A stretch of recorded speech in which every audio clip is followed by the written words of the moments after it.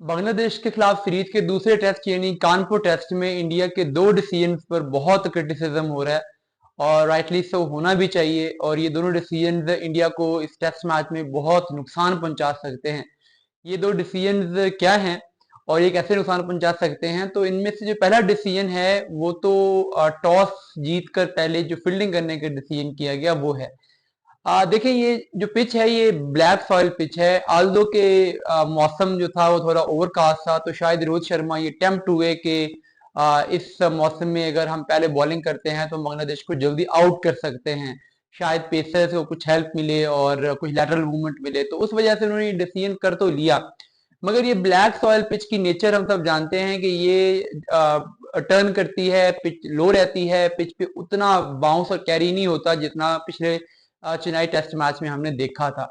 तो अब जो चौथी इनिंग्स में इंडिया यहाँ पे बैटिंग करेगा तो बांग्लादेश के स्पिनर्स के सामने खासकर अब वो उन्होंने तजल को भी इस मैच में लेके आ गए हैं। मेदी और शकी पहले थे, तो तीन स्पिनर्स का सामना करना मैच की चौथी इनिंग्स में इतना आसान काम नहीं होगा। और इवन अगर टारगेट कम भी होता है तो भी इंडिया को मुश्किल पेश आ सकती है। तो ये एक बहुत ब्रेव डिसीजन भी था, मुश्किल डिसीजन भी था, लेकिन ये डिसीजन इंडिया को खासा महंगा पड़ सकता है। एनीवेज रोहित शर्मा का फिर डिसीजन पहले बॉलिंग करने वाला इस लिहाज से भी कामयाब नहीं हुआ कि हमने देखा कि बांग्लादेश को ने 100+ स्कोर कर लिए हैं और उनके 3 आउट हैं, और वो जो पिच में थोड़ा बहुत जूस था पेसर्स के लिए वो भी खत्म हो चुका है। तो आगे जाके तो ये पिच एक दफा बैटिंग पिच में कन्वर्ट होगी, फिर लेटर ऑन ये टर्न करना शुरू करेगी। तो चौथी इनिंग्स यहाँ पे 5वें दिन इंडिया के लिए बड़ी प्रॉब्लम हो सकती है। जो दूसरा डिसीजन इन्होंने यहाँ पे किया है जिस पर बहुत क्रिटिसिज्म हो रहा है, होना भी चाहिए, वो ये है कि जो बॉलिंग कॉम्बिनेशन बनाया गया है।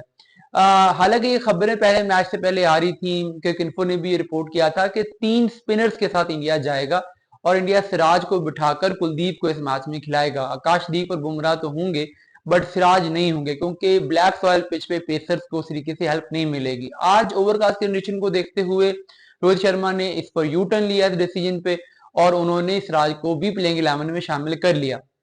अब हमने देखा कि सिराज ने फिर क्या बॉलिंग की है। सिराज से बिल्कुल कोई खास ना गेंद स्विंग हुई है, ना सीम हुआ है, ना उनकी बॉल के अंदर कोई बाउंस था, ना कोई कैरी था।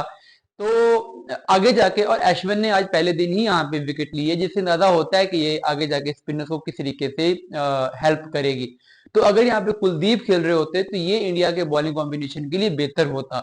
तो एक ओवरकास्ट कंडीशन को देखते हुए ये 3 पेसर्स को खिला लेने का डिसीजन है, ये मेरे ख्याल में कंडीशन से थोड़ा सा मिस रीड कर गए हैं रोहित शर्मा। थोड़ी सी डिसेप्टिव कंडीशन थी और शायद ये कॉम्बिनेशन इंडिया के लिए वर्क नहीं करेगा। 3 स्पिनर्स और 2 पेसर्स का कॉम्बिनेशन इंडिया के लिए बेहतर होता। अब ये आगे जाके खासकर सेकेंड इनिंग्स में इंडिया को इस कॉम्बिनेशन की वजह से खासी मुश्किल पेश आ सकती है।